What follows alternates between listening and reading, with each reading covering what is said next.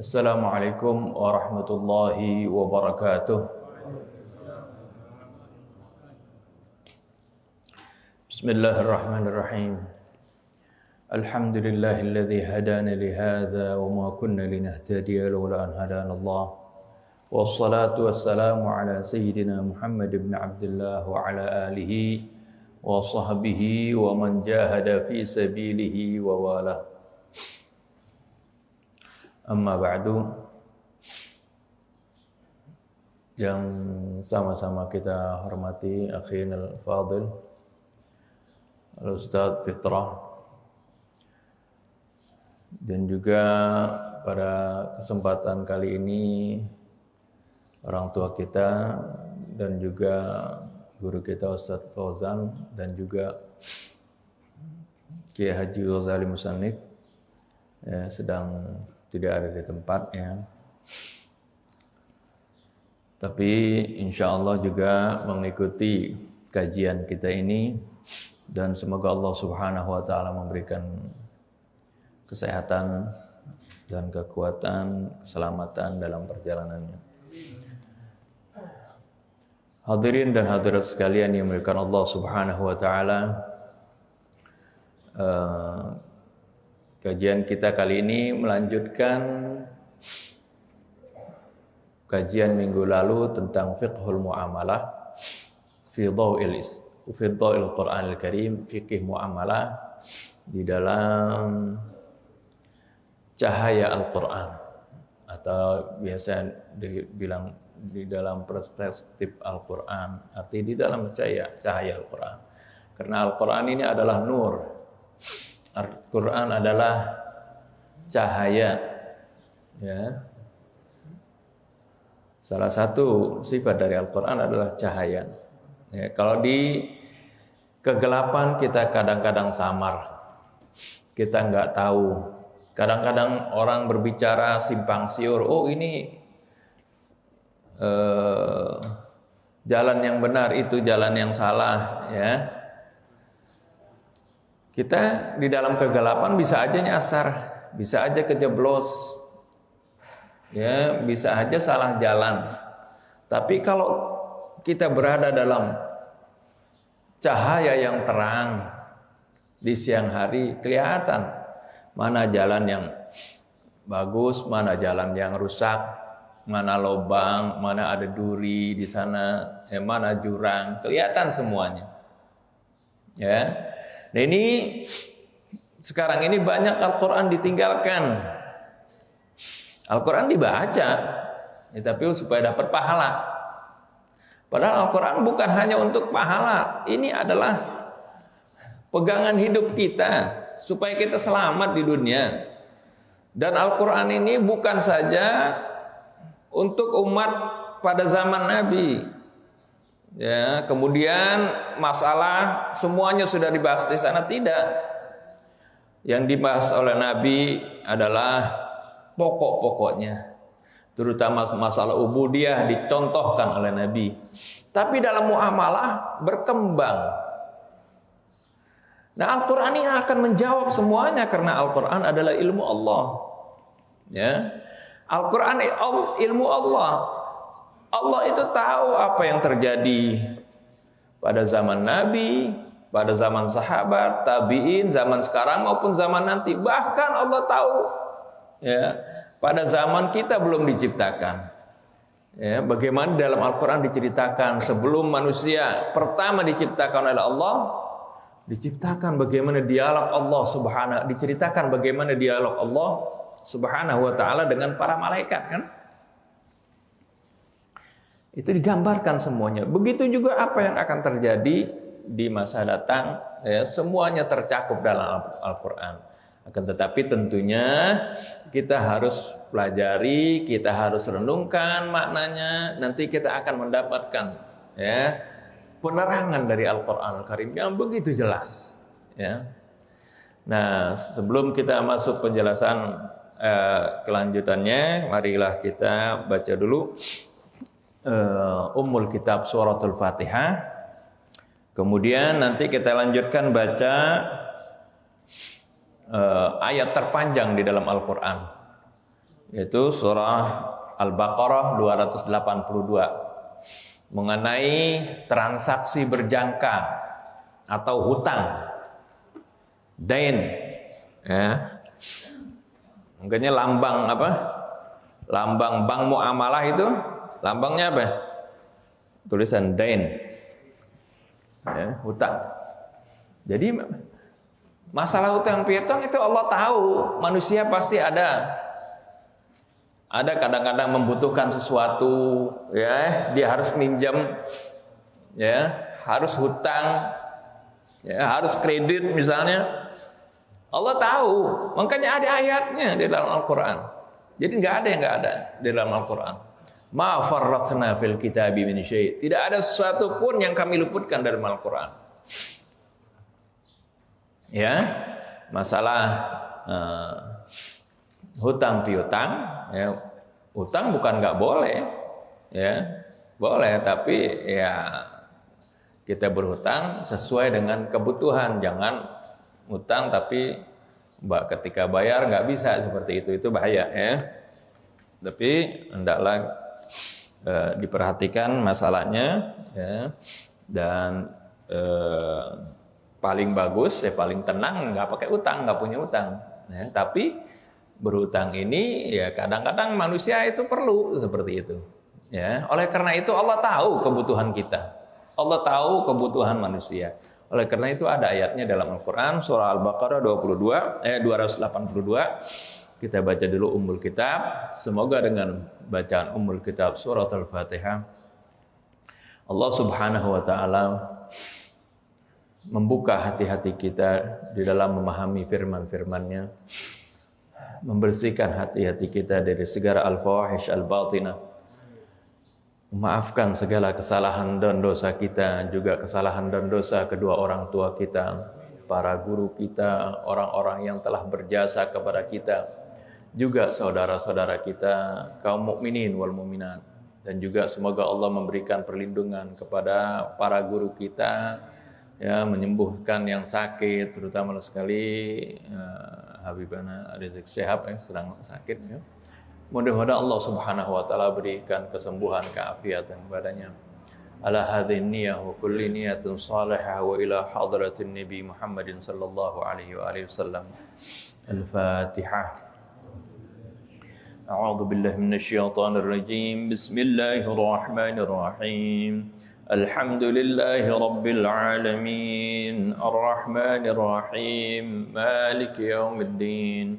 إياك نعبد وإياك نستعين اهدنا الصراط المستقيم صراط الذين أنعمت عليهم غير المغضوب عليهم ولا الضالين آمين يا أيها الذين آمنوا إذا تداينتم بدين إلى أجل مسمى فاكتبوه وليكتب بينكم كاتب بالعدل ولا يأب كاتب أن يكتب كما علمه الله فليكتب وليملل الذي عليه الحق وليتق الله ربه ولا يبخس منه شيئا فإن كان الذي عليه الحق سفيها أو ضعيفا أو لا يستطيع أن يمل هو فليملل وليه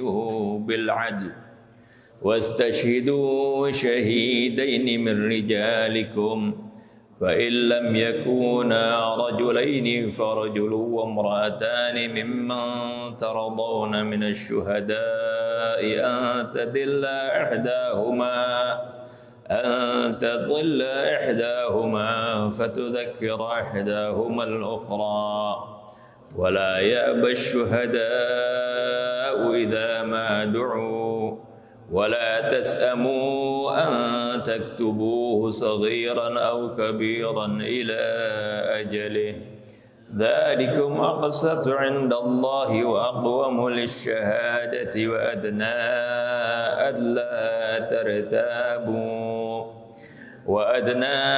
ألا ترتابوا إلا أن تكون تكون تجارة حاضرة تديرونها بينكم فليس عليكم جناح ألا تكتبوها وأشهدوا إذا تبايعتم ولا يضار كاتب ولا شهيد وإن تفعلوا فإنه فسوق بكم واتقوا الله ويعلمكم الله والله بكل شيء عليم. صدق الله العظيم وصدق رسوله النبي الحبيب الكريم ونحن على ذلك من الشاهدين والشاكرين والحمد لله رب العالمين. Ya, antum bisa baca ya terjemahannya dari ayat yang panjang ini. Intinya bagaimana Allah Subhanahu wa taala perintahkan ya, apabila kita berhutang ya, tentu berhutang ini dengan dalam jangka waktu tertentu ya. Nah, ini sekarang ada kalau orang berhutang dengan jangka waktu misalnya ada 5 tahun, 10 tahun, 15 tahun. Ini Allah ingatkan perlu ditulis ya. Ya ayyuhalladzina amanu idza tadayantum bidainin ila ajalin musamma ya faktubu ya. Wahai orang-orang yang beriman, kalau kalian melakukan transaksi berjangka atau berhutang ila ajalin musamma pada waktu tertentu, artinya waktunya udah ditentukan. Ya, misalnya berapa tahun? Oh, 10 tahun gitu kan. Sekarang ada istilahnya KPR itu 10 tahun seperti faktubu, itu catat. Terus wal yaktub bainakum katibun bil adli. Hendaklah di antara kalian itu ada yang menulis ya, seorang penulis yang adil. Nah, kalau sekarang pakai ada lembaga ya, itu notaris seperti. Ini sesuatu yang baru, dulu zaman Nabi nggak ada ya. Tapi ini sesuatu yang baru dan ini baik. Ya, apapun yang baik ya dari hal muamalah itu ya Rasulullah perintahkan itu ambil karena itu adalah sesuatu yang berharga buat kaum mukmin ya. Al hikmatu dhallatul mu'min anna wajadaha fahuwa ahaqqu biha, kata Nabi ya. Al hikmatu dhallatul mu'min. Hikmah itu atau ilmu pengetahuan atau segala sesuatu yang baik itu bagaikan barang hilang kita. Anna wajadaha, di mana saja kita dapati, fahuwa ahaqqu biha, maka dialah yang berhak. Ya. Kayak kita kehilangan dompet misalnya atau kehilangan jam tangan, jam kita hilang, terus kita temuin lagi. Ya kita yang berhak, orang punya kita kok. Nah, itu jadi ilmu pengetahuan Allah katakan itu adalah ya segala sesuatu yang baik itu bagian itu bagaikan barang kita yang hilang. Jadi kita berhak untuk mengambilnya. Jadi kemudian ada saksi ya, biasanya itu sekarang tercatat dengan rapi. Ini bagus ya. Ini adalah bagian dari apa yang digariskan oleh Allah Subhanahu wa taala dalam Al-Qur'an. Jadi apa yang terjadi saat ini ya, dalam Al-Qur'an ada itu guidance-nya. Ya. Ada petunjuknya seperti itu. Memang Al-Qur'an tidak menjelaskan secara rinci, ya, tapi hal-hal yang penting di sana itu dijelaskan, ya. Nah, berkaitan dengan juga ini, dain atau hutang piutang, ya. Sekarang hutang piutang yang berjangka, ya. Nah ini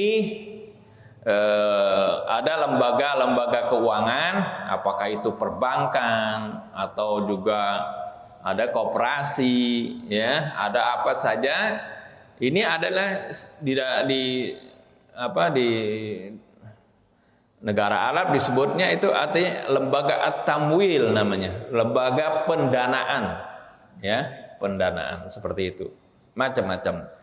Nah ini juga hal baru seperti yang minggu lalu saya katakan bahwasanya perbankan ini ya di zaman Nabi nggak ada perbankan semacam sekarang ini ya, apalagi makin kesini makin canggih ya, kita ngirim uang sebentar saja ya sampai Oh, kita mau infak ke masjid ini, ada nomor rekeningnya, langsung sekejap sampai. Ya. Ini adalah kemajuan teknologi, kemajuan sistem perbankan, ya, yang baiknya kita ambil, ya, seperti itu. Karena artinya itu prinsipnya tadi, ya, segala sesuatu yang baik, ya, jangan bilang oh ini kan perbankan sistemnya dari misalnya Yahudi atau apa. Tidak, ya, sistem itu, ya, adalah ilmu pengetahuan. Ya, ini semuanya asalnya dari Allah Subhanahu wa taala. Kebetulan aja mereka yang memformulasikan, merumuskan, karena mereka, ya, giat di dalam mengamati berbagai persoalan seperti itu. Ya, kalau umat Islam sekarang malas menjadi peneliti-peneliti, ya akhirnya pelopor-pelopor yang menjadi perkembangan ilmu banyak dari orang luar. Kalau dulu dipelopori oleh umat Islam semuanya, karena semuanya ini ada dari sumbernya kita sudah punya, yaitu Al-Quranul Karim dan Sunnah Nabi kita Muhammad SAW. Di dalam Al-Quran terutama, ya, Al-Quran itu ya, ada semuanya di sana. Seperti kenapa dulu kok pencetus ilmu matematik itu dari umat Islam, Al-Jabar, ya, matematik. Ya, karena di dalam Al-Quran sudah ada contohnya, yaitu bagaimana perhitungan pecahan-pecahan, ya, itu dalam masalah waris, seperti yang sudah pernah kita jelaskan. Itu adalah cikal bakal adanya ilmu itu Al-Jabar, ya. Kemudian di Al-Quran pun disebutkan sesuatu bilangan yang biasa dikenal di matematik, namanya bilangan prima. Bilangan yang tidak bisa dibagi oleh bilangan lain kecuali oleh bilangan itu sendiri dan oleh satu. Yaitu bilangan apa yang dalam Al-Quran disebutkan? Yaitu 19. Ya, bilangan prima, ya, dari 1 bilangan prima, ya. Ya, 2, 3, 5 itu bilangan prima, ya. Enggak semua bilangan ganjil bilangan prima, 9 bukan. Tapi artinya bilangan yang hanya bisa dibagi oleh bilangan tersebut. Nah, yang utamanya yang unik adalah bilangan 19. Itu rahasianya dahsyat sekali di dalam Al-Qur'an. Ya, ini belum pernah Anda terangkan, udah pernah, ya. Mukjizat huruf Al-Qur'an.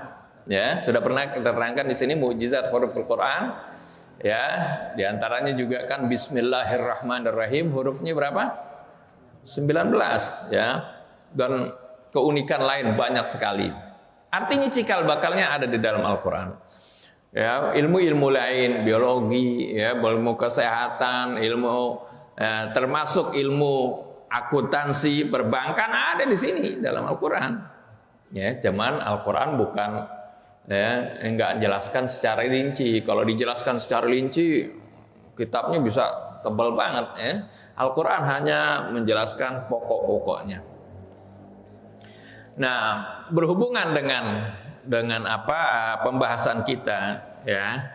Ini materinya hampir sama dengan minggu yang lalu, ya, tapi Anda sedikit tambahkan, berikan penekanan terutama sekali masalah ar-riba wal bunuk, ya. Kita ketahui tidak ada perbedaan di antara ulama, kalau itu berbeda itu ngaco namanya, ya. Yaitu tentang pengharaman riba. Riba itu haram, itu tegas di dalam Al-Qur'an. Ya, tegas di dalam Al-Qur'an dan juga dalam sunnah Nabi kita Muhammad SAW. Kalau ada yang bilang, "Oh, riba itu halal."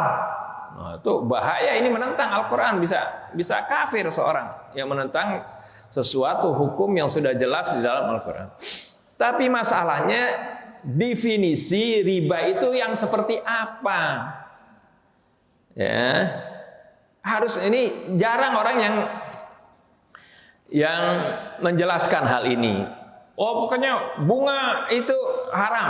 Ya, sekarang namanya kita ganti, bukan bunga, faedah. Ya. Atau kalau dibilang bunga, biasanya konotasi kita selalu ke riba. Tapi bagaimana dengan inflasi? Nah, ini enggak umum di telinga kita. Ya, kadang-kadang adanya di dalam perhitungan perbankan itu, kenapa kok ada pertambahan nilai kalau kita minjam dalam waktu 10 tahun misalnya, kok beda dengan kalau kita bayar kontan? Karena ada, kenapa kok bertambah seperti itu?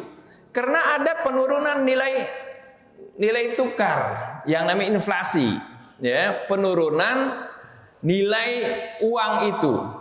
Ya, penurunan nilai.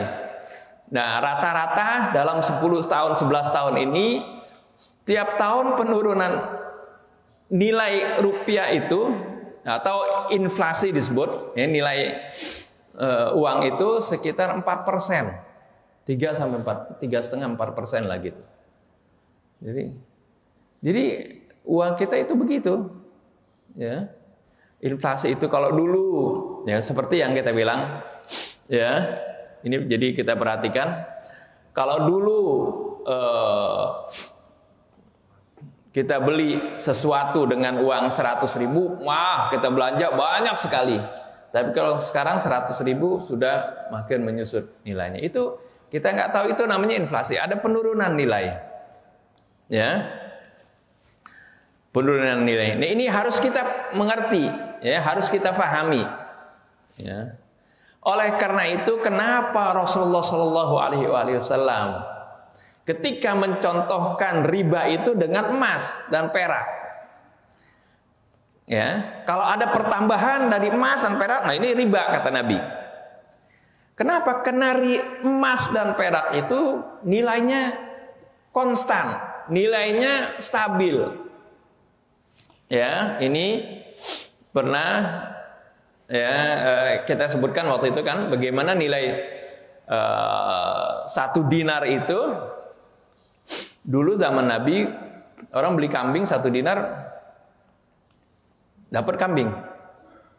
Ya, dengan 1 dinar dulu, ya 1 dinar emas itu, ya uang dinar itu ya emas bener gitu. Emas bener, ya. Maka orang dengan 1 dinar dia bisa beli kambing, karena 1 dinar itu nilainya 4,5 gram atau 4/4 gram emas. Coba 4,5 gram emas atau 4/4 gram emas sekarang dirupiahkan, 1 gram berapa emas sekarang? Hampir, kalau nggak salah kemarin hampir 900.000, hampir 1 juta ya. Sekarang kalau 4/4 kali 900.000, hampir 4 juta kan? 4 juta dapat nggak kambing sekarang? Dapat. Ayo, di sini ada yang jual kambing ya? Dapat 4 juta kan? Jadi nilai emas itu, nilai 1 dinar itu tetap dari zaman Nabi nggak turun. Coba kalau dulu 5 tahun lalu deh, atau 10 tahun yang lalu, kita dengan 1 juta bisa dapat kambing. Buat korban itu 1 juta bisa dapat kambing. Tapi sekarang nggak dapat. Ya kan? Nggak dapat. Itu berarti apa? Inilah yang disebut, ya, inflasi, ya. Atau dalam bahasa Arab tadakhum namanya. Ya, tadakhum. Nah, ini yang harus diperhatikan ketika ada pertambahan nilai dengan, kenapa kalau ngutang dengan jangka waktu tertentu, ya, nilainya lebih tinggi, apa itu boleh? Ya, ini boleh, karena nilai kita itu, nilai rupiah itu pada 10 tahun itu makin turun, seperti itu, makin turun, ya. Oleh karena itu diperhitungkan oleh lembaga keuangan, oh dalam waktu sekian maka kalian harus bayar sekian. Sebenarnya kalau kita bayarnya pakai emas, nggak boleh itu, nggak boleh bertambah, karena nilai emas fix, nilai emas itu stabil. Oleh karena itu kata Nabi, adz-dzahabu bidz-dzahab, ya, tentang menjelaskan masalah emas, masalah riba. Hadisnya, ya. Nah ini kemarin prinsip-prinsipnya, ya. prinsip-prinsip muamalah sudah kita jelaskan. Nah ini riba dan perbankan ar-riba wal bunuk. Ini ayat-ayatnya riba pun sudah kita jelaskan bagaimana pengharaman riba itu secara bertahap. Ya, ini. Yang pertama kali turun adalah dalam surah Rum ayat 39. Ini surah Rum kita tahu Makkiyah. Ya, itu belum ada pengharaman dengan jelas.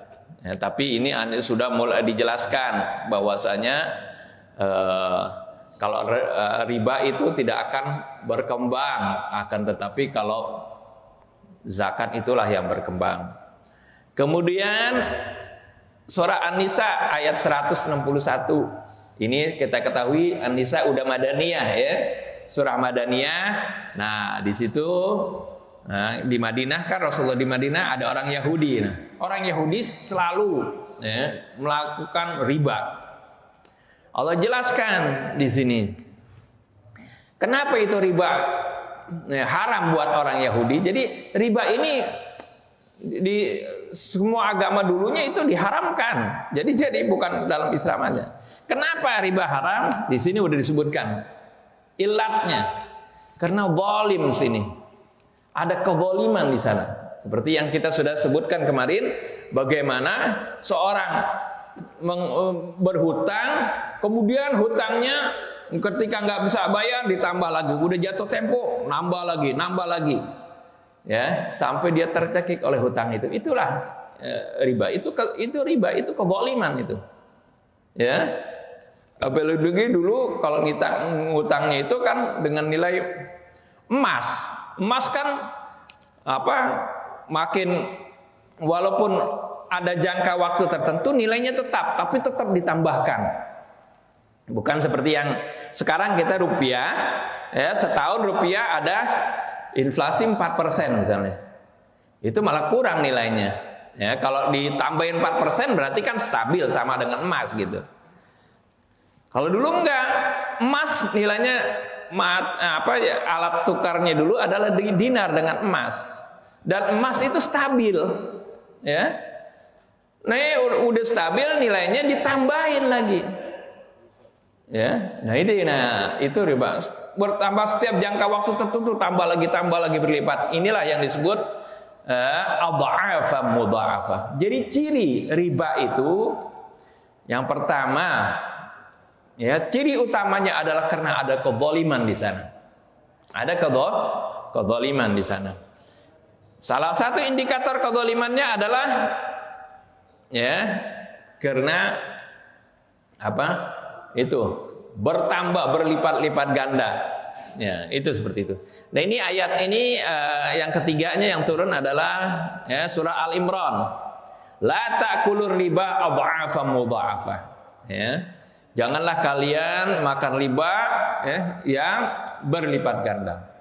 Ini sebagian ulama ini dulunya begitu, yang baru diharamkan ini adha'afa mudha'afa, tapi setelah turun surat Al-Baqarah ayat 275 sampai 280 ya, itu semua riba diharamkan. Enggak begitu ya. Ini justru di sini ya, adha'afa mudha'afa ini adalah ciri daripada riba. Itu adalah ciri daripada riba. Ya. Ciri daripada riba itu adha'afa mudha'afa. Ya. Jadi ayat Quran itu enggak ada yang mulghah. Ayat Quran itu tidak ada yang terbuang, artinya enggak ada. Setiap ayat ada di situ, ada hikmahnya, ada maknanya. Ketika Allah Subhanahu wa taala la taqulur riba adha'afan mudha'afa, itulah ciri daripada riba tersebut. Yaitu kenapa seorang minjam uang kemudian setelah 1 bulan dia nggak bisa bayar, ditambah lagi. Ini kezaliman terus, apalagi nilainya dulu nilai yang fix, nilai yang sama, nggak ada penurunan nilai gitu. Jadi karena emas dengan emas. Oleh karena itu Nabi tegaskan, adz-dzahabu bidz-dzahab wal fiddatu bil fiddah, mithlan bi mithlin. Ya, emas, utang emas, bayar emas. Ya. Perak, bayarnya perak. Jadi nilainya sama, harus nilai yang sama. Nah, kalau kita ngutang sekarang, ya, ngutang rupiah. Setelah 1 tahun nilainya turun. Kan nilainya turun kan? Kita bayar dengan misalnya nilainya misalnya kita 1 juta atau jangan 1 juta, 100 juta gitu ya. Setelah setahun bayarnya 100 juta juga. Nah, ini sebenarnya ada penurunan di sana. Ya, orang yang minjemin itu berarti kita rugikan dia, sebab nilainya udah nggak sama. Itu ya pengertiannya. Kalau coba emas, mungkin seperti yang saya udah pernah ceritakan, Habib Syekh bin Salim, ya. Habib Syekh bin Salim seorang faqih, tapi dia seorang pengusaha juga, ya. Yang kaya. Kalau di Jawa Barat itu pasti tahu, kenal, ya. Ustaz kiai-kiai ajangan-ajangan Jawa Barat sering ngaji dengan Syekh Habib Syekh bin Salim Al-Attas. Dia kalau ada orang minjam, biasa kalau orang ngaji ke dia itu dikasih ongkos, ya, kasih duit, kasih ongkos. Kalau ada orang yang misalnya ada keperluan sesuatu, dia mau minjam uang, dia nggak pinjemin rupiah, nggak, dipinjemin emas. Nih saya pinjemin emas, minjamnya misalnya berapa? Oh, misalnya minjemin 10 juta, minjam 10 juta.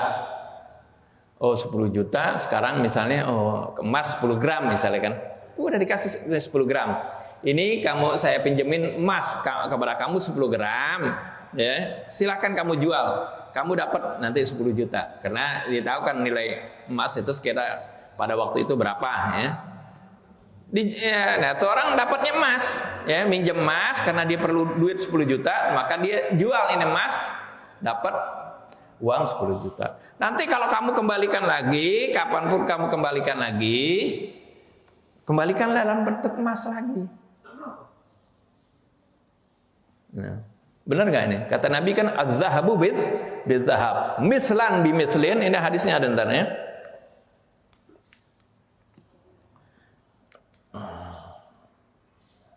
Ya, ini dia hadisnya.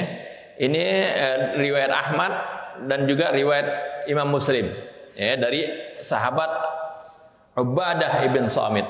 Ini penjelasan itunya. Dulu Anda katakan dulu Anda nggak paham tentang hadis ini. Setelah sekarang melihat bagaimana mengerti tentang adanya inflasi, ya, tahu bahwasanya ya nilai tukar uang itu menurun, menyusut. Tapi kalau emas enggak. Nah itu makanya Nabi az-zahabu bil-zahab wal fiddatu bil-fiddah wal burru bil-burr wasyair bil-syair wat tamru bil-tamri mislan bimithlin. Arti harus sama. Minjamnya kemarin 10 gram, ya kembali ini 10 gram. Kalau dulu ya dalam bentuk dinar, minjamnya 1 dinar, ya balikannya 1 dinar. Sama kan? Ya, nilainya sama. Nah, ya, seperti itu. Nah ini penting ya, untuk memahami riba itu penting. Nah kalau dulu kan pakainya dinar memang.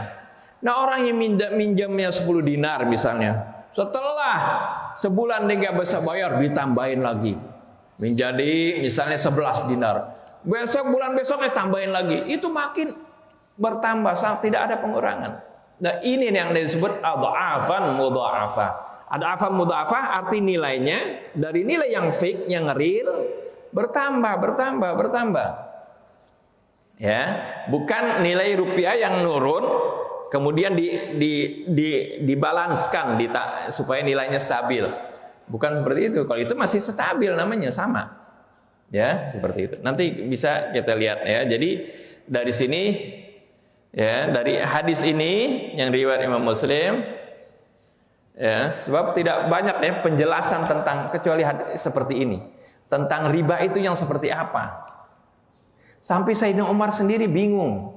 Baca tafsir Ibnu Katsir, Sayyidina Umar bilang, aduh, andai kata umur Rasulullah itu masih panjang ya, sehingga Rasulullah bisa menjelaskan tentang macam-macamnya riba itu gimana. Ya, memang ayat riba turun, ayat-ayat hukum terakhir yang turun. Dan bahkan Rasulullah umumkan ini di Hajjatul Wada, haji perpisahan. Ya, Rasulullah umumkan seperti itu. Memang terakhir. Jadi artinya keharamannya pasti, ya, haraman riba ini. Tapi ya kadang definisi tentang riba ini para ulama beda pendapat. Sehingga ada beda pendapat tentang bunga bank itu, ya. Nah, ulamanya bukan ulama YouTube ini biasanya ulama-ulama besar, Syekhul Azhar, Mufti Mesir, ya. Itu yang ada seperti yang daftarnya ada kemarin kemukakan. Di sini lihat, ntar bisa, ya. Jadi perbedaan itu karena bukan perbedaan masalah riba haram atau tidak. Riba itu haram sudah pasti, nggak ada yang bilang tidak haram. Tapi yang termasuk riba itu apa? Itu yang harus kita definisi. Nah, ini kita harus ngambil dari Al-Quran biar jelas. Ya, jadi kita nggak bilang, jadi nggak sembarangan kita bilang oh ini haram. Ya, kita mau ngapa-ngapain ini haram, nggak boleh, ini haram. Jangan sembarangan bilang-bilang haram kecuali ada hujahnya, ada dalilnya, ya seperti itu.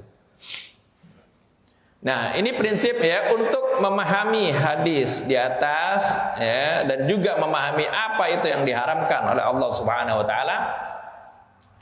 Perhatikan kata kunci dalam firman Allah Subhanahu wa taala yang menjadi alasan kenapa riba diharamkan. Di Al-Qur'an ada, kata kuncinya ada.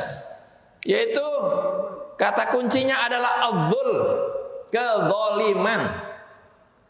Ingat, kezaliman adalah sesuatu yang paling dimurkai oleh Allah Subhanahu wa taala. Sampai kalau misalnya ada riwayat hadis, orang yang zalim itu bagaimana dosanya besar sekali, banyak deh riwayat hadisnya. Iya. Ya, maka riba juga itu dosanya besar. Iya, karena itu kezaliman di sana. Kan Allah katakan wala udwana illa 'alal zalimin. Tidak ada permusuhan kecuali terhadap orang-orang yang zalim. Oleh karena itu ayat riba, orang yang menyatakan riba, fa in lam taf'alu, Allah katakan dalam 279 surah Al-Baqarah, fa'zanu biharbim minallah. Silahkan umumkan perang terhadap Allah. Karena Allah memerangi perbuatan riba tersebut. Karena riba apa? Zalim, karena kezaliman di sana. Ya, karena kezaliman ada di sana, ya. Ya seperti tadi. Seorang yang berhutang kemudian bertambah akhir terlilit hutangnya, dia sampai dia jual semuanya barangnya, sampai zaman dulu anaknya digadaikan jadi budak, bahkan dirinya pun jadi budak. Itu disebabkan riba pada waktu itu. Ini kan zaliman. Seorang hartanya bisa habis, kemudian sampai dirinya pun jadi budak. Ini kan kezaliman. Oleh karena itu dihapuskan oleh Allah Subhanahu wa taala, diharamkan oleh Allah Subhanahu wa taala. Jadi intinya ya tadi ayatnya fa bi dzulmim minalladzina hadu. Disebabkan kezaliman orang-orang Yahudi waktu itu. Itu zalim dengan amaliyah riba tadi. Atau di ayat firman Allah yang lain, la tadlimuna wa la tudlamun. Dalam transaksi hendaknya kalian tidak menzalimi, tidak berbuat zalim, dan kalian pun tidak dizalimi. Artinya sama-sama senang, sama-sama tidak dizalimi. Lihat, ini kata kuncinya. Ya, orang yang susah dan memerlukan bantuan padahal dia giat bekerja tapi tidak punya modal, bukannya dibantu malah dijerat dengan pinjaman yang riba. Yaitu nilai pinjamannya bertambah seiring bertambahnya atau tertundanya pembayaran. Ya, istilahnya kalau dalam istilah itu agamanya riba nasiah, ya. Yaitu nilai pinjamannya itu bertambah seiring bertambahnya atau tertundanya pembayaran, dan bunga dari pinjaman tersebut menjadi berlipat ganda, adha'afan mudha'af. Ini ciri keduanya. Ini sebenarnya ciri utamanya ini hanya turunannya dalam bentuk adha'afan mudha'afah. Artinya indikasinya, ya. Sehingga si peminjam tidak mampu membayar, dan karena tidak membayar maka segala harta miliknya digadaikan sampai anak dan dirinya pun tergadai menjadi budak. Inilah satu penyebab terjadinya perbudakan di zaman dahulu selain yang diakibatkan oleh peperangan. Jadi jelas untuk membahas masalah perbankan ini dan hubungannya dengan riba perlu kita ketahui sistem kerja perbankan dan fungsinya. Ya. Untuk membahas masalah perbankan dan hubungannya dengan riba seperti yang disebutkan dalam Al-Qur'an dan juga hadis Nabi Muhammad sallallahu alaihi wasallam, kita perlu mengenal pengertian dan ciri-ciri riba yang disebutkan dalam Al-Qur'an itu sendiri. Ya ini ya. Ya di Al-Qur'an sebenarnya Al-Qur'an nggak mungkin. Ini kan perbankan ini suatu masalah yang hampir semuanya kita akan terlibat dalam beberapa perbankan. Ya, kita mau ngirim itu pakai ATM. Itu ATM duitnya di bank. Ya. Kemudian kita mau masuk tol pakai kartu e-tol.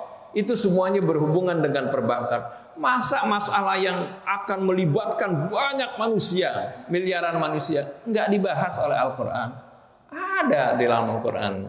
Oleh karena itu kalau kita mau tahu yang mana yang riba, yang mana bukan, ya tanya kepada Al-Qur'an. Nah ini di sini ya, ciri-ciri riba yang disebutkan dalam Al-Qur'an yang dikatakan diperangi oleh Allah Subhanahu wa taala, yang dikatakan dosanya begitu besar, lihat. Ya, itu cirinya adalah ya sama ini ringkasan dari yang penjelasan tadi, itu adanya kezaliman di sana dengan salah satu indikatornya adalah adanya pertambahan nilai secara real.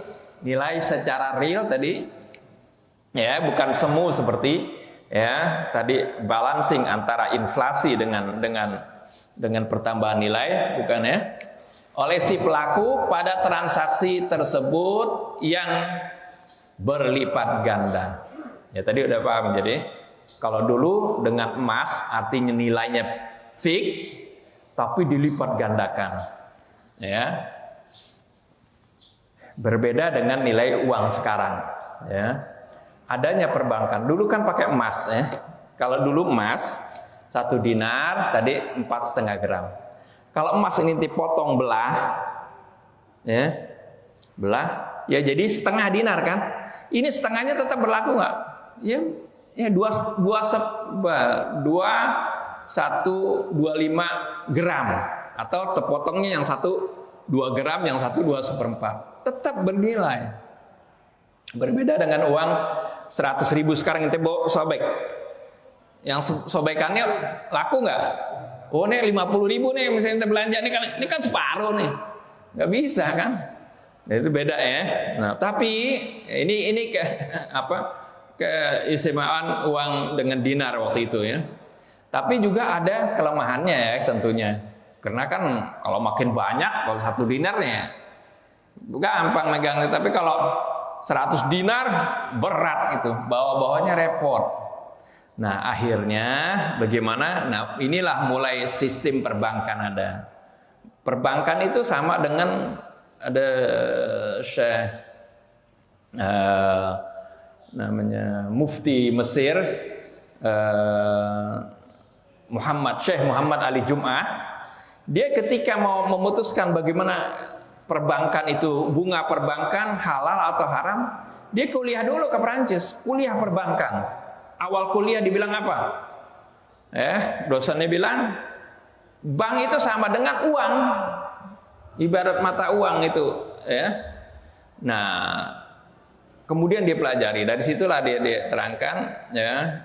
Ada itu muhadharahnya atau ceramahnya di YouTube juga bisa dilihat ya, kalau bagi yang paham bahasa Arab.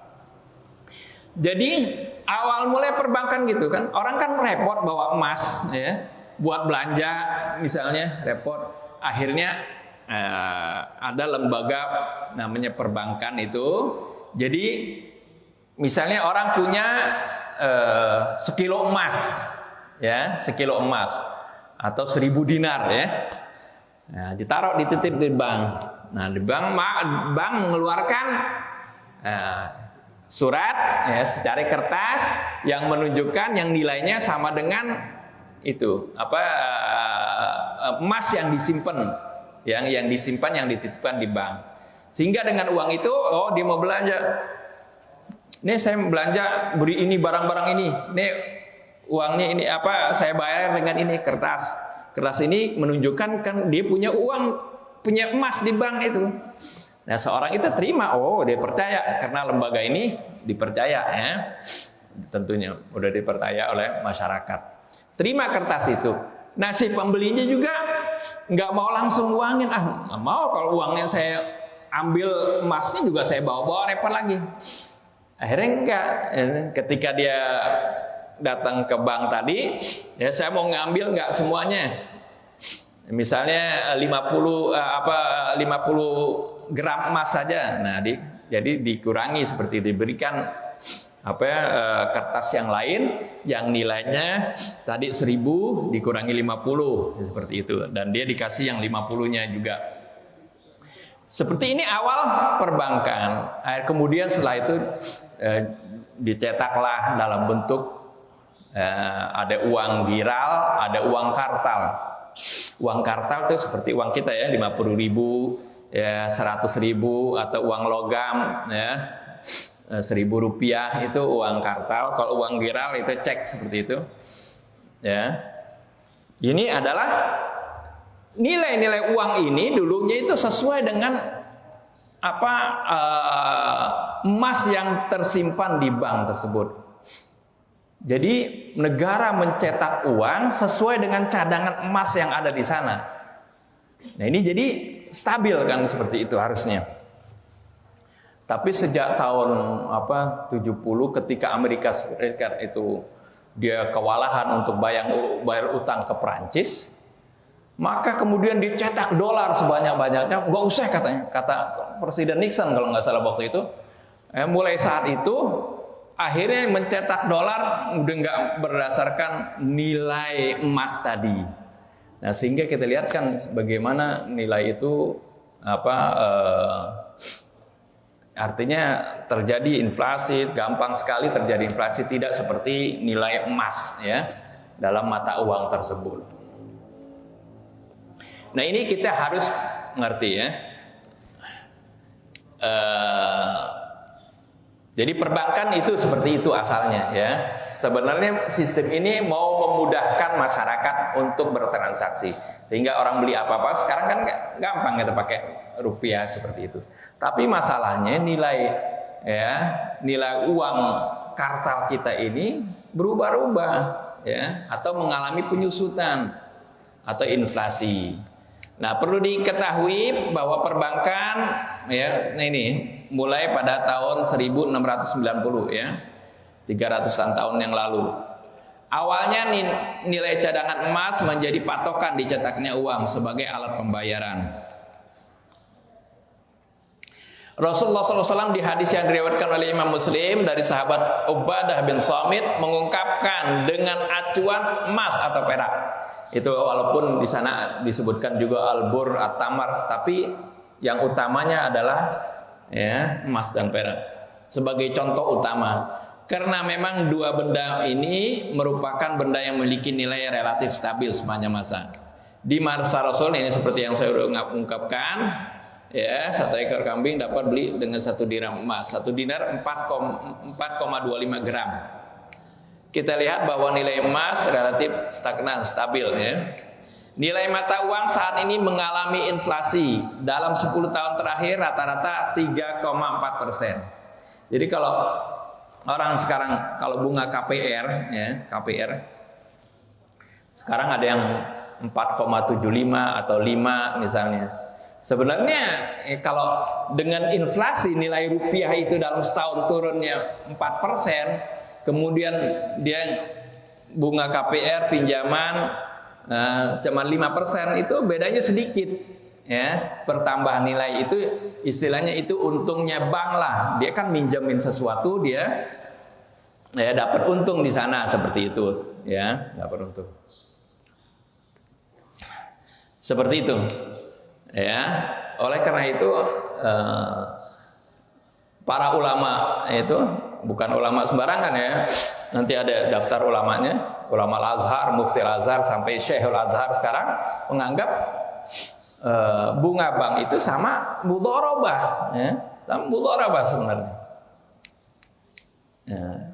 Keuntungan dan manfaat yang diperoleh diperhitungkan oleh pihak bank. Kemudian kesepakatan dan saling ridho antara para pihak. Nah kan itu prinsip muamalah juga salah satunya harus saling ridho ya. Nah, dari hal-hal di atas mari kita lihat simulasi pendanaan yang dilakukan oleh pihak otoritas keuangan. Ini sebagai contoh. Nah, dulu di koperasi ini sebenarnya ya. Ini 10 tahun yang lalu. Minjam 25.000, ini enggak kurang jelas, 25 juta dalam waktu 3 tahun. Bunganya flat 12% katanya. 12% koperasi ini. 3 tahun 25 juta. Ya. 12% itu setahun.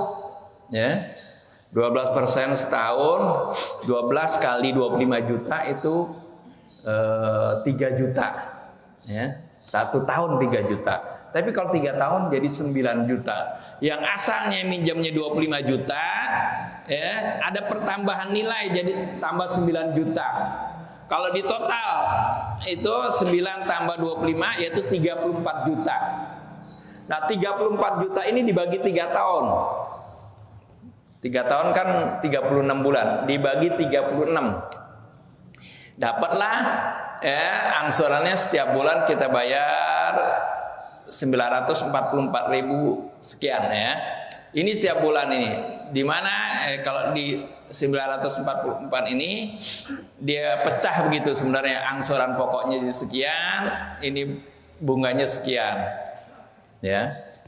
Ini sebenarnya bunga yang ini kan pertambahan ini kita sama-sama sepakati seperti orang beli motor KPR seperti itu ya. Kamu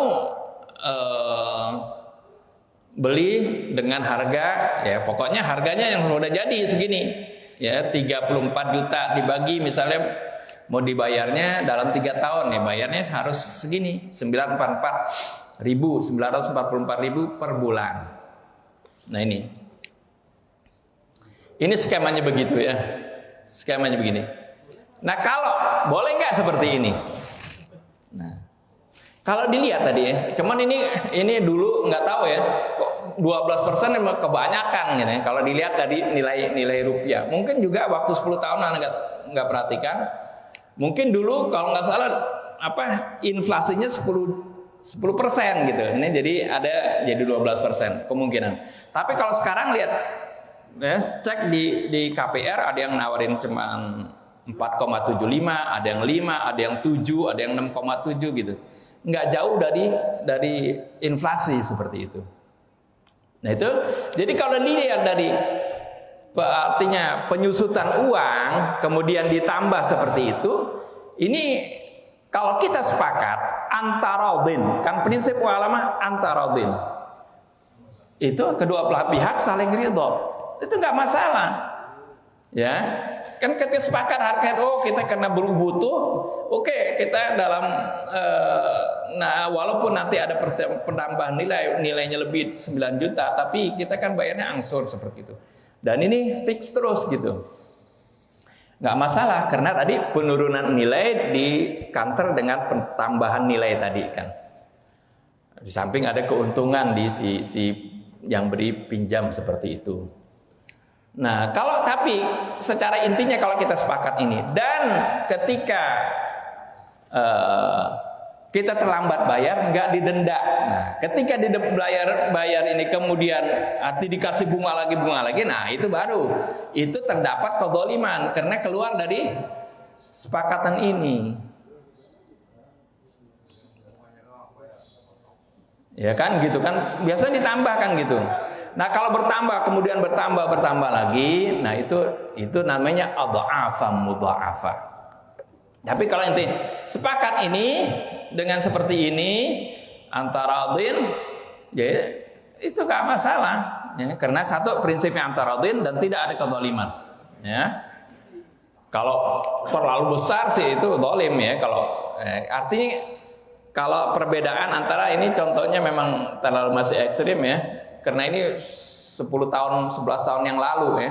Kalau sekarang nilai inflasi itu udah 4, harusnya contohnya misalnya 6 atau 7 yang perbedaannya sedikit seperti itu. Nah, ini kalaupun misalnya dia punya uang di sini, misalnya baru setahun, dia mau lunasin bisa seperti itu. Dia lunasin, maka nilainya yang dibayar bukan jadi 34, mungkin hanya 30 juta atau 20 juta situ. Arti berkurang karena ya ini bisa berkurang seperti itu. Anda contohnya dulu pernah mengambil ya kredit di BTN dulu. Berapa tahun yang lalu ya? 30 tahun yang lalu dulu 25 juta juga beli rumah, 25 juta. Dulu bunganya 14% kalau nggak salah. Itu 25 juta bayar per bulannya 500.000. Dalam jangka waktu 10 tahun. 10 tahun berarti kita harus ngangsur 120 bulan. Ya, setiap bulannya 500.000. Syaratnya ya tentunya jangan nunggak, telat. Nah, kalau telat ada ini kan kita sepakat. Ya, artinya nilai rumahnya kita udah lihat, kita cocok, tanahnya waktu itu bangunannya 45, tanahnya 120 di daerah Cilengsi. 100 bayar tiap bulan 500.000. Ya, asalnya nilai itu 25 juta. Ya, itu dari developer. Kan kita transaksinya ke bank ya, BTN. Ya, artinya rumah itu sudah dibeli oleh bank. Nah, kita transaksi bank kita beli dengan bank, ya, cuman bank ngasih harga itu. Artinya 500.000 per bulan kali 120 nilainya jadi 60 juta. Kan gede kan? Tapi nggak, artinya ini meringankan. Kalau nggak gitu, dulu sebelum ini kita setahun nyewa tinggal di Condet, 1 tahun pertama, 2 tahun pertama 1 tahunnya 2 juta, 1 tahunnya 2 juta. Ya, aneh nyewa kontrak 2 tahun. Ya, habis mau 2 tahun, ya kan di 2 tahun aneh bayar 2 juta kan, 4 juta kan. Pas mau habis kontrakan langsung dinaikin, 1 tahunnya 4 juta, yang asalnya 1 tahun 2 juta, sekarang 1 tahunnya 4 juta. Jadi kalau mau kontrak 2 tahun 8 juta. 8 juta dulu udah bisa buat DP FDP KPR, udah nggak usah deh kontrak lagi. Akhirnya kita ngambil ini. Ngambil yang tadi 25 juta, kita DP nggak segitu ya. DP-nya berapa? 5 juta. Kemudian, nah itu angsuran 500.000 itu, DP-nya berapa lah nggak tahu. Ya, 500.000 itu kalau dihitung sampai 120 bulan itu jadi 60 juta. Tapi kan harga 60 juta ini setelah 10 tahun, di mana nilai rupiah yang itu kan turun. Nilai 60 juta itu sebenarnya nggak segitu, ya. Tapi di bank ini kenapa dihitung seperti itu? Karena dia juga tahu nilai rupiah setelah 10 tahun itu makin nyusut. Itu terbukti, ya. Ini kebetulan juga, nah itu tidak ada kezaliman di situ. Ketika apa? Ketika misalnya setiap tahun asalnya kan kita bayar 500.000, oh ada duit lebih, ada tambahin, misalnya ada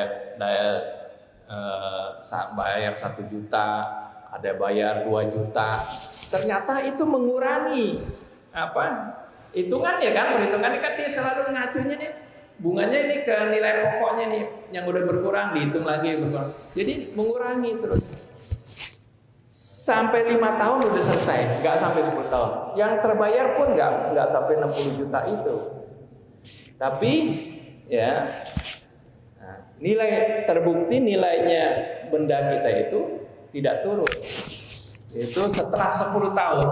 Ya, kalau kita bilang anggaplah itu tetap 60 juta. Setelah 10 tahun saya jual tanah rumah itu, ya kan kalau dinilai kita rutin bayar 500.000 kali 120 kan 60 juta. Ya, setelah 10 tahun. Setelah 10 tahun saya jual rumah itu udah 125 juta nilainya. Berarti yang dirugikan nggak saya? Nilainya sudah 125 juta. Artinya walaupun nilainya sama pun artinya nggak rugi kan? Kita bayar nyicil sampai 60 juta, ternyata dijualnya misalnya 70 juta, masih untung. Ini saya jual 125 juta. Ini menunjukkan karena PU. Di samping faktor tadi, ya mungkin harganya sudah naik atau apa, tapi artinya memang nilai rupiahnya itu sudah turun. Nilai rupiahnya itu turun, ya seperti itu. Ini jadi harus dimengerti antara inflasi, jangan kita lihat bunga saja tapi inflasi, ya kita harus lihat seperti itu. Setelah itu kalau ada antarodin dan tidak ada tambahan nilai lagi, kalau di dalam kita nggak bisa bayar, ya telat bayar, maka itu nggak masalah, ya. Nah ini ya pandangan ulama kontemporer tentang bunga bank, ya, yang menghalalkan, ya. Antara lain Syekh Muhammad Abduh, ini ulama terkenal, ya, pembaharu, ya, dengan Syekh Jalaluddin Al-Afghani itu semasa dia, ya. Syekh Abdul Wahab Khalaf, ya, ini Syekhul Azhar ini, ya. Ulama-ulama Azhar, ya, Syekh Muhammad Shaltut, ini Syekhul Azhar juga, ya. Yang Syekhul Azharnya diantara ini ada, oh ya, Syekh Shaltut, ya, Muhammad Azhar. Abdul Wahab Khalaf ini ahli fikih, kitab usul fikih ada deh di pesantren-pesantren, ya, dan di perguruan tinggi Islam banyak pakainya, ya. Syekh Abdul Wahab Khalaf ini.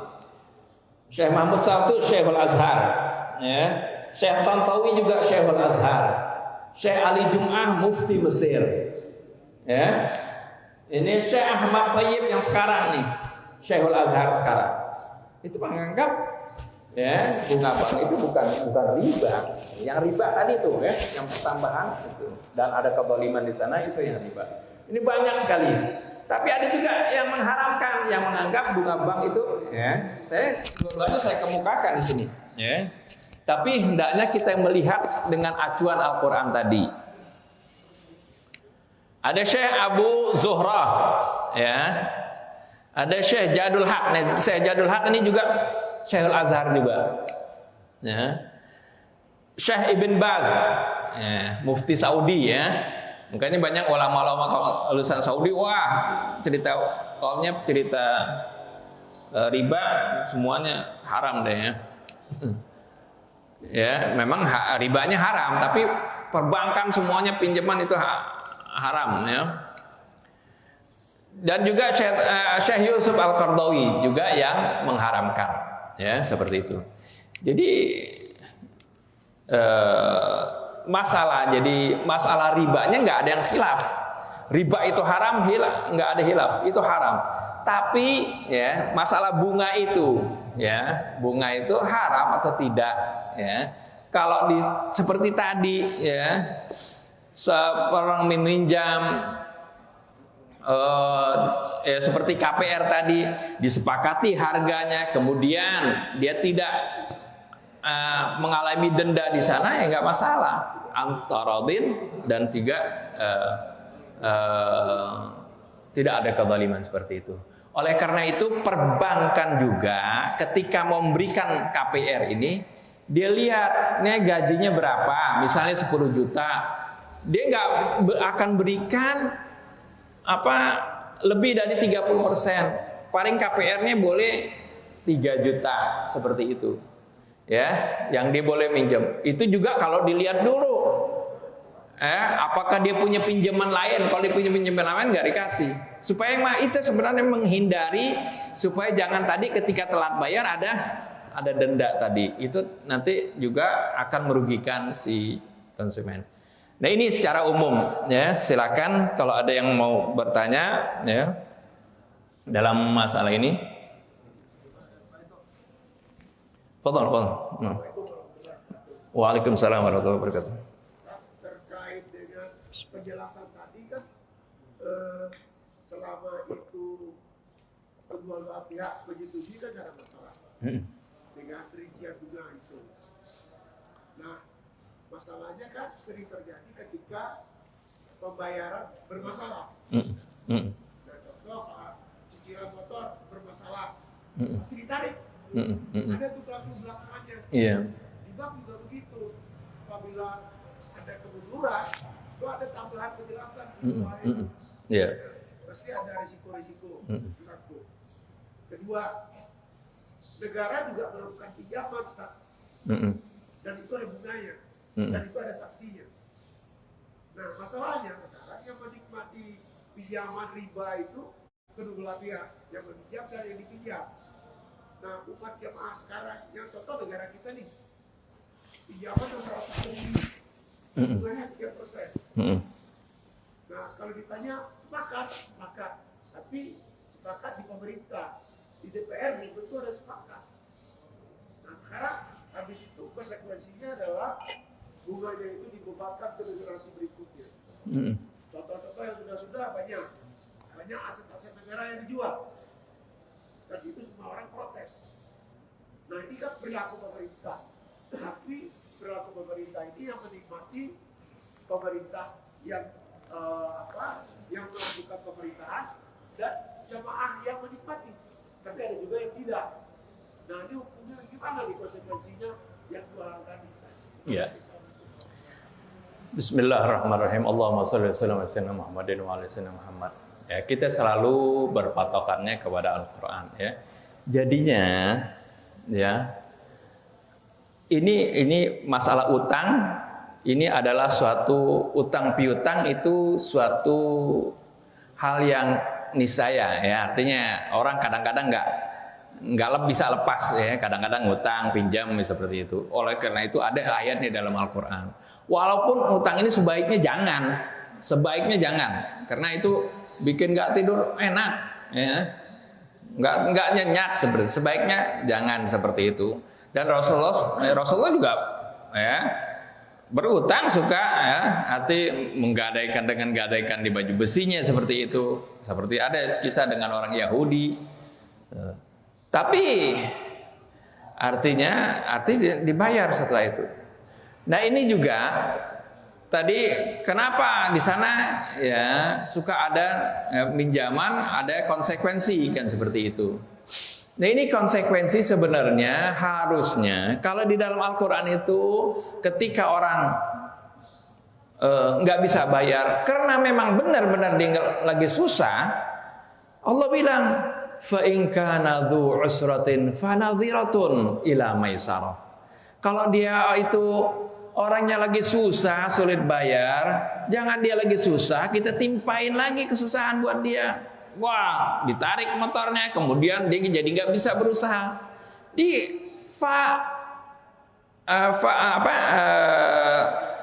Fanadhiratun, dikasih tunda lagi, diberi tenggang waktu lagi, ya, tanpa diberikan hukuman seperti itu sampai dia mampu membayarnya.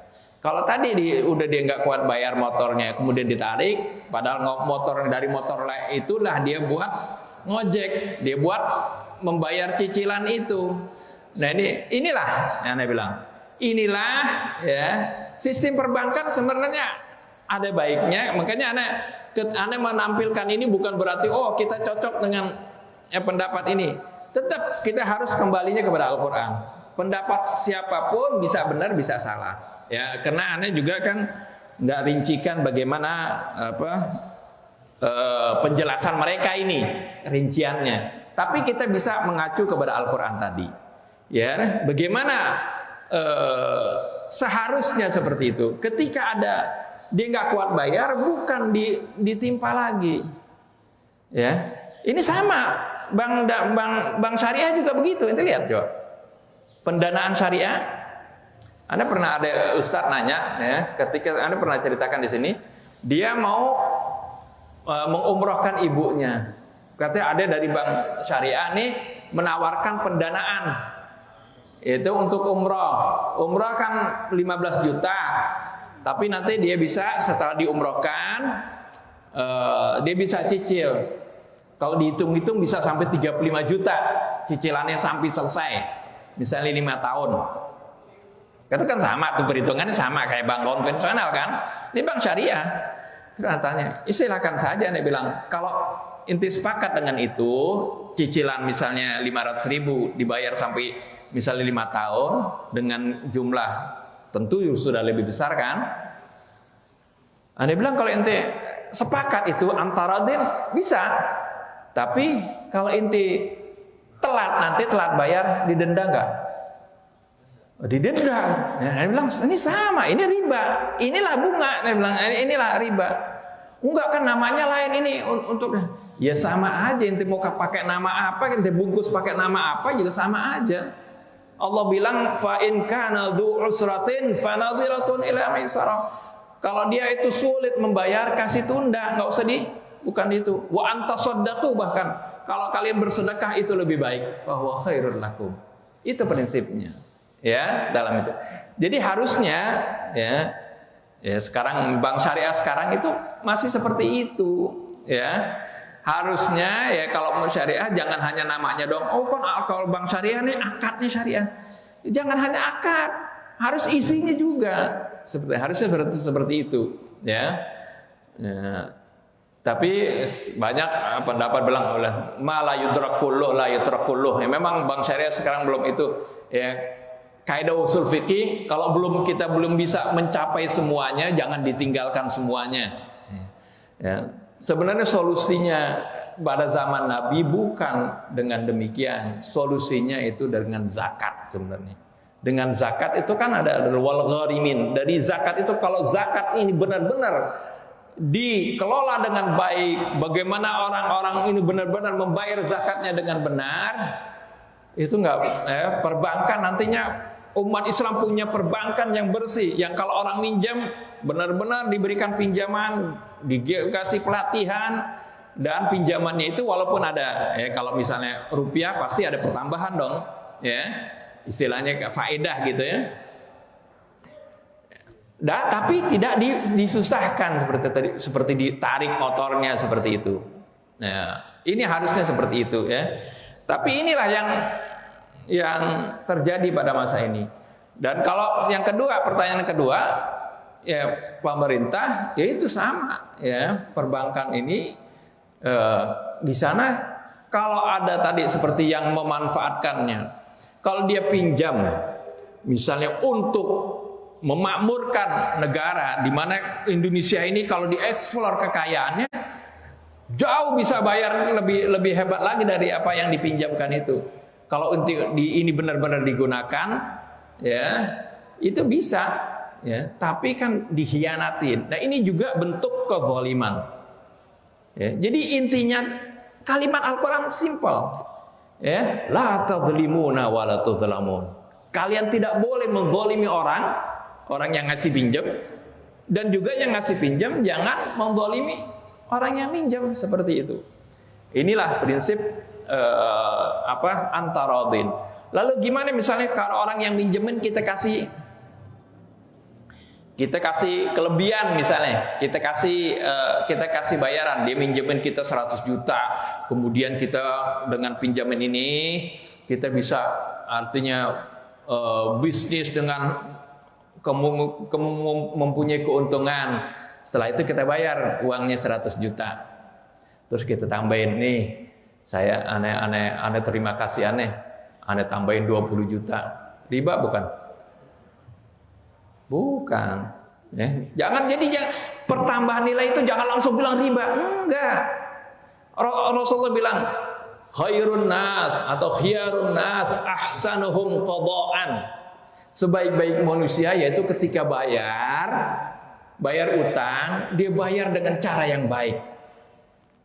Ya, kalau dia berutang kan dia udah ditolong. Enggak masa orang yang ditolong dia nggak mau kasih imbalan, dia nggak boleh, katanya riba. Enggak. Kalau itu tidak menjadi syarat, ya, asal syaratnya jangan itu pokoknya itu mesti bayar, itu lebihin, kalau telat lebihin lagi. Nah, itu riba itu. Tapi kalau ente balas jasa, ya, membalas kebaikan orang, ya, hal jazaul ihsan dalam Al-Quran, hal jazaul ihsan illal ihsan. Orang yang berbuat baik balas lagi dengan kebaikan seperti itu. Maka itu ya tidak masalah. Jadi yang barang ini riba. Ada kaidah ya, kaidah juga aneh enggak sepakat ya. Ini dinisbatkan katanya hadis Nabi. Kullu qardin jarra manfaatan fahuwa riba. Setiap pinjaman yang menimbulkan manfaat itu jadi riba. Pinjaman pasti bermanfaat bagi orang yang minjam, ya. Kemudian bagi si yang minjemin dia manfaat, dapat pahala. Bahkan aneh minggu lalu udah kasih tahu ada hadis Nabi, pahala orang minjemin itu ya, lebih besar dari pahala sedekah. Orang sedekah 10, satu kasih setiap sedekah pahalanya kan 10 sampai berlipat ganda, ya. Kalau minjemin pahalanya kata Rasul 17. Karena orang meminjamkan orang itu orang lagi butuh. Biasa orang minjam lagi butuh kan, lagi kepepet nih minjem. Kita berikan pinjaman, pahalanya 17, bukan dari 10 mulainya. Ya. Itu kan manfaat buat si peminjam. Nah, jadi kalau tidak dipersyaratkan, misalnya dia udah terima kasih, ditolong, dibantu, kan banyak kan orang diberikan modal pinjaman, ternyata dia maju menjadi kaya raya. Masa dia nggak mau balesin gitu? Nggak masalah, asal tidak disyaratkan tadi, ya. Atau juga pinjamannya itu tidak di adha'afan mudha'afah, seperti itu. Ya, ada lagi yang bertanya? Betul. Assalamualaikum Ustaz, Bapak mau tanya bagaimana solusinya dengan keadaan sekarang? Saya kalau berlebaran agak mahal, sampai mungkin susah sekali karena penghasilan saya tidak besar. Mungkin dia menyicil. Iya, sama ya, seperti tadi. Ini contohnya ya.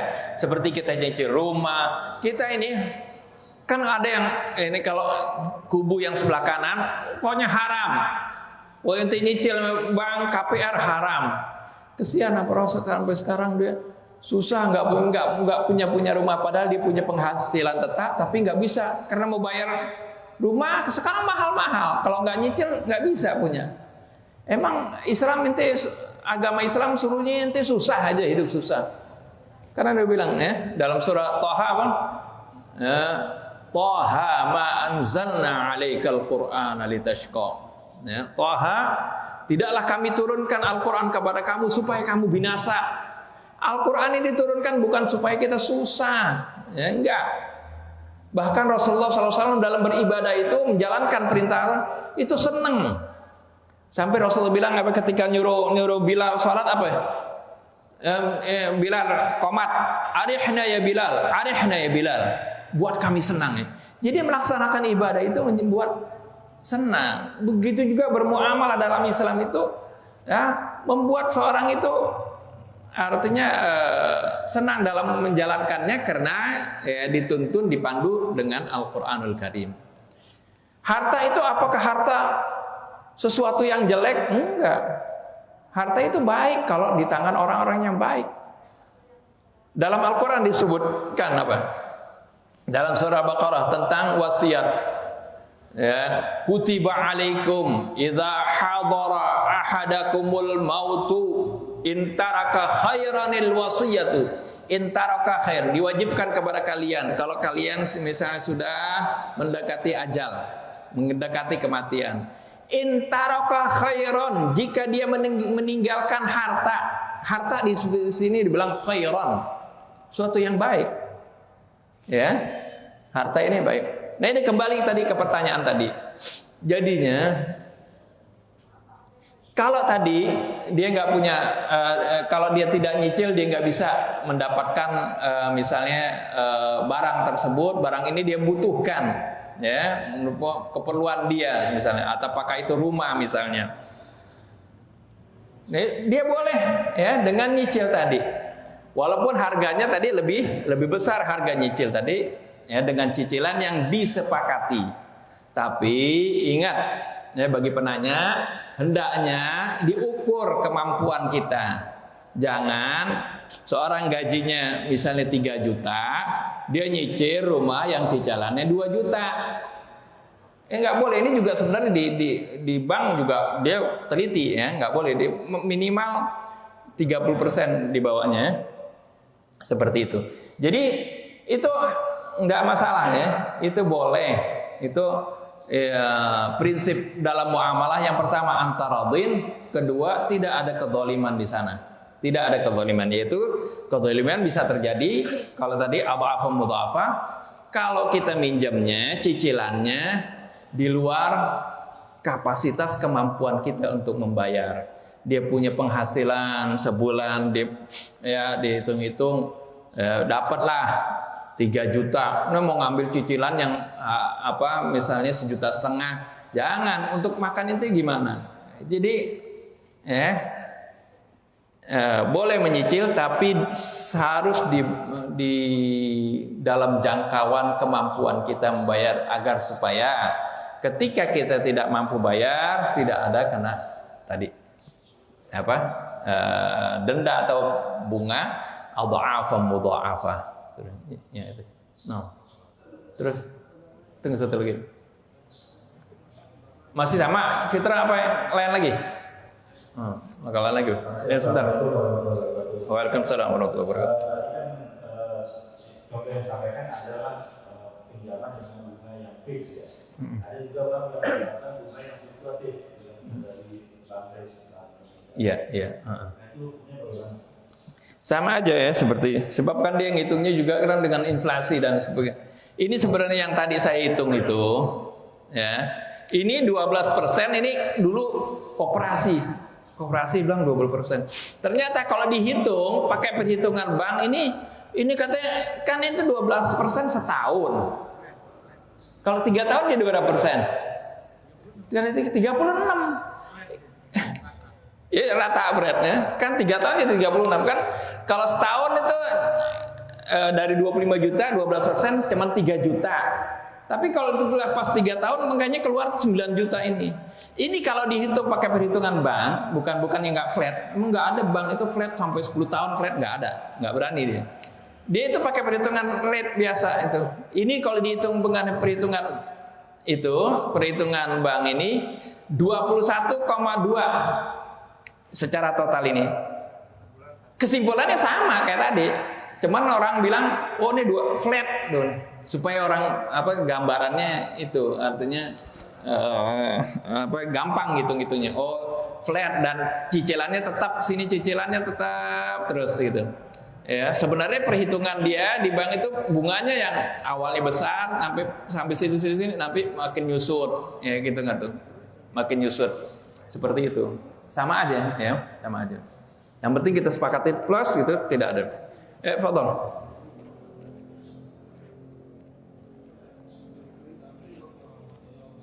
Waalaikumsalam warahmatullahi wabarakatuh.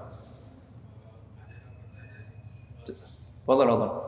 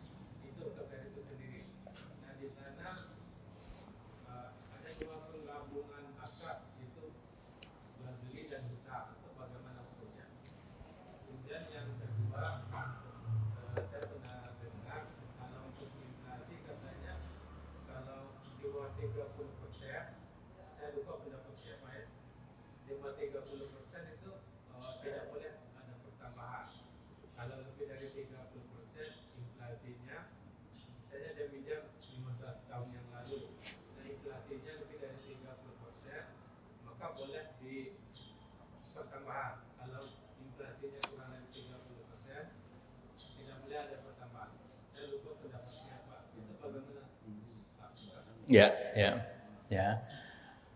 Tadi ini suka karena hasil akhirnya pokoknya haram gitu. Kadang ini akadnya beda-beda. Itu developer ketika dia jual, dia itu menjual, dia tahu bagaimana masyarakat nggak susah membeli barang dia ini ya, kalau bayar cash, ya kan gitu. Akhirnya dia bekerja sama dengan bank. Ya, bank jadi sumber pendanaan, ya, artinya sumber pendanaan. Nah, developer ini setelah dia pasarkan iklan apa semuanya, seorang udah mau beli, dikasih tahu ini cicilannya, ini informasinya juga dari bank kan.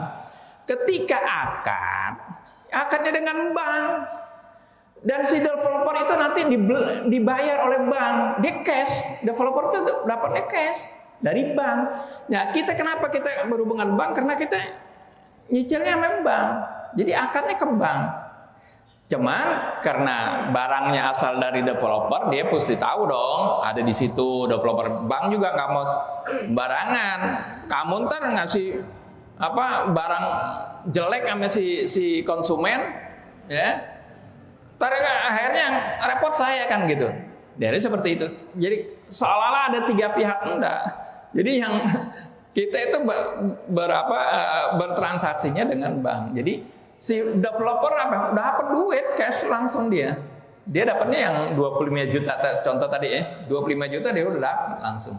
Jadi nggak ada hubungan lagi developer. Developer ya nanti paling dia urusan dia masarin yang lain lagi seperti itu dia.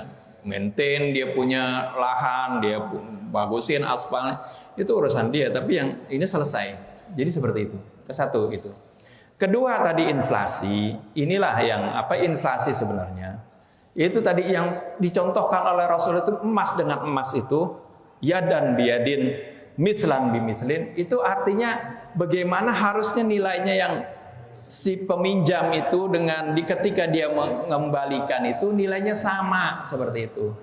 Makanya ketika ada inflasi, itu kemudian bank itu dinaikkan sedikit, itu adalah sesuatu yang wajar karena dia nggak mau nanti ketika dia didapat uangnya, udah dibayar udah lama, uangnya udah nggak laku misalnya atau nilainya udah rendah sekali. Nah dia juga kan nggak bisa mengembangkan lagi seperti itu. Jadi selama tadi ya prinsipnya tadi kesatu la tadzlimuna wa la tudzlamun, ya tidak ada kezaliman, kemudian tidak ada tada'uf tadi artinya berlipat-lipat ganda seperti itu. Juga berdasarkan hadis Nabi tadi harus ada tadi nilai yang fix, yang real ya. Ya, itu sebagai acuannya. Nilai fix itu sebagai acuannya. Makanya jangan hanya ngelihat bunganya, tapi inflasinya harus lihat. Itulah ya perbandingannya. Oleh karena itu, kalau ada misalnya lembaga keuangan ngasih seperti bunga seperti 12% ini, padahal inflasi cuma 4% ini, lebih tinggalin ini zalim, ini terlalu jauh seperti itu. Ya. Kalau dia masih beda-beda sedikit, ya itu keuntungan lah buat administrasi, pengelolaan dan sebagainya, itu kan wajar dia dapat keuntungan dan kita ridho, saling ridho, selesai seperti itu. Ya, itu. Ada lagi soal? Ada yang menghiaskan tadi, ini kan contoh dengan menggunakan emas. Nah, sekarang emasnya tidak ada, tapi kita akadnya dengan nilai emas katanya. Kita meminjam uang senilai emas 1 gram. Nanti bayar utang tersebut senilai emas 1 gram juga. Otomatis kan nilai emas itu bertambah. Tapi kalau misalnya anggap tadi ketika berutang nilai emas 900.000, ketika dia bayar utangnya nilai emas sudah seharga 1,5 juta. Itu bisa sah, tapi ada emasnya. Iya, itu sah seperti itu. Nah ini sekarang itulah yang di bank itu kasih bunga itu seperti itu sama. Kan nilainya dia lebih detail lagi, hitungannya kan dia prediksinya tahu karena pengalamannya banyak itu. Cuman kalau kita bikin sendiri begitu, ya ngacunya ke nilai emas itu bisa seperti itu. Dan itu kan yang minjemin juga nggak dirugikan kan seperti itu. Ya seperti ente sekarang, ente nginjemin 100 juta dulu 10 tahun, 100 juta ente bisa beli apa? Bisa mobil, bisa beli rumah, bisa Tapi ketika 10 tahun kemudian dikembalikan dengan nilai 100 juta, dapatnya udah apa? Beda kan seperti itu. Ya kesian kan ini. Ya, inilah prinsip la tadzlimun wa la tudzlamun kemudian dicontohkan dengan emas oleh Rasulullah. Ini adalah prinsip, maksudnya kedua belah pihak jangan dizalimin, walaupun ya ada juga orang ikhlas lah, udah minjemin 100 juta kembalian aja 100 juta. Ya walaupun di situ ada keringanan, dia tujuannya membantu, ini pahalanya besar. Satu pahala ketika minjemin aja udah besar. terus pahala dia mendapatkan kerugian, misalnya dia ikhlasin juga, ya boleh. Tapi kan nggak semuanya seperti itu. Allah kan maha adil. Jangan ada yang dirugikan seperti itu. Ya, jangan ada yang dirugikan. Ya, itu boleh dapat pahala, tapi nggak usah itu juga menderita. Nggak perlu seperti itu. Inti dapat pahala, tapi inti juga senang, kan gitu. Pengennya seperti itu kan. Allah maha adil ya. Allah tahu karakter manusia ini kan makhluknya, hambanya. Ya, Allah paling tahu tentang makhluk. Oleh karena itu prinsip ini ya, kalau antum teliti, antum akan lihat betapa fleksibelnya ketentuan Al-Qur'an ini bisa diterapkan di segala zaman. Ya. Oleh karena itu mungkin kita lihat tadi kenapa kalau ulama-ulama besar ini kok bisa menghalapkan itu, karena kita lihat dari Al-Qur'an seperti itu dan sunnah Nabi ya. Nah, ini kadang-kadang kalau orang yang bagian sini nih, ini nggak disebutin ini, ya, pokoknya haram ya, ngacunya kepada riba, hadis-hadis Nabi. Iya, emang ribanya haram, nggak ada yang nggak bilang haram, ya, tapi yang mana yang dikategorikan sebagai riba tersebut, ya. Kalau riba semuanya perbankan haram semuanya, akhirnya itu semuanya udah dosa nih semuanya. Ya, katanya paling ringannya dosa riba itu apa? Seperti berzina dengan ibunya katanya. Inti pegang etol, pegang semuanya dosa katanya. Seperti itukah? Apakah Allah Subhanahu wa taala tidak memiliki kebijaksanaan? Sedangkan masalah riba saja di zaman Rasul itu baru diharamkan di terakhir. Jadi bagaimana Islam itu memberikan solusi dulu, dikasih solusi dulu. Nih zakatnya dulu udah maju, udah jalan, bagaimana ekonomi udah dikuasai oleh kaum muslimin di Madinah, baru diharamkan oleh Allah. Allah ini maha hakim, maha bijaksana. Enggak kayak kita kadang-kadang karena pendapat kita, mazhab kita bilang, kelompok kita bilang haram semuanya. Seperti itu. Enggak seperti itu. Allah itu maha hakim, maha bijaksana, ya. Al-Hakim. Al-Quran juga Yasin wal Quranil Hakim. Ya, artinya nggak ngawur, ya, semua bijaksana, ditempatkan pada tempatnya. Ya, jadi sebenarnya untuk solusi yang pas sebenarnya itu bukan misalnya dengan bank konvensional berubah menjadi bank syariah dengan namanya seperti itu. Ya, sebab di Inggris sekarang semua bank pasti ada divisi syariahnya. Gampang saja. Karena dia melihat apa? Dengan kata label syariah ini akan menarik banyak kaum muslimin, apalagi di Indonesia seperti itu. Ya, sebenarnya solusinya bukan hanya merubah nama, merubah akad, tapi isinya pun harus berubah sebenarnya. Isinya juga harus berubah. Dan semua bank syariat sekarang ini dengan nama syariat masih menginduknya kan ke bank konvensional, ke BI. Ya, BI ada bunga di sana. Ya, jadi memang ruwet sekali seperti itu sebenarnya. Tapi kalau solusi yang diajarkan oleh Allah Subhanahu Wa Taala dan dipraktekkan oleh Nabi yaitu dengan keuangan ini melalui zakat. Perbankan ini adalah sesuatu yang baik, tapi kalau bagaimana ada lembaga zakat yang kuat, ketika ada orang yang dia terlilit utang nih, utangnya berat dia nggak bisa mampu, bisa dibantu dari zakat nih, dibayarin cicilan nih per bulan ini, dibayarin, tapi jangan diulangin, ya, karena keenakan dia itu. Ntar kalau saya nggak bayar, ntar dari zakat dibayar. Enggak, mesti ada pendidikan dan juga ada artinya hukuman bagi dia yang melalaikan kewajibannya ya terhadap orang lain. Kan hak orang lain nggak boleh diabaikan. Itu berarti zalim juga kepada orang lain kalau hak orang lain ditahan sama dia, padahal dia mampu untuk bayar tapi dia malah foya-foya. Itu berarti dia zalim terhadap yang memberi utang seperti itu. Itu pun tidak boleh. Ya. Jadi ini saja, mudah-mudahan ini sebagai gambaran buat antum bagaimana ya Al-Qur'an itu menjawab berbagai persoalan kita. Tapi kadang-kadang kita ya malas untuk mengkaji merenungi Al-Qur'an ya.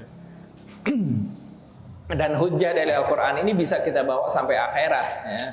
Nggak perlu ragu, bukan pendapat si fulan ya. Aneh walaupun ini nyantumkan nama ini bukan sebagai hujjah ya. Ini sebagai istiqnas saja untuk menenangkan aja ya. Tapi sebenarnya hujjah dari Al-Qur'an itulah yang buat pegangan saya.